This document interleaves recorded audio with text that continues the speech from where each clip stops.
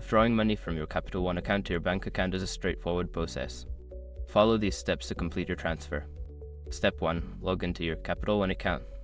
Access your Capital One account by visiting the website or opening the mobile app. Enter your username and password to log in securely.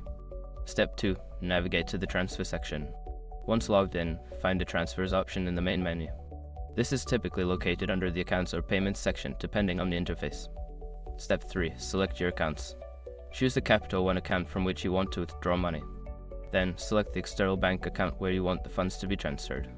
Step 4. Enter transfer amount. Before filing a refund or dispute, use the SROC.com link in the description to open the refund dispute deadline calculator and confirm your deadline. Step 5. Confirm the transfer. Review the transfer details, including the accounts involved and the amount. If everything looks good, confirm the transfer. You should receive a confirmation message once the transaction is successful. After completing these steps, your funds should be on their way to your bank account. If you have any issues, consider reaching out to Capital One customer support for assistance.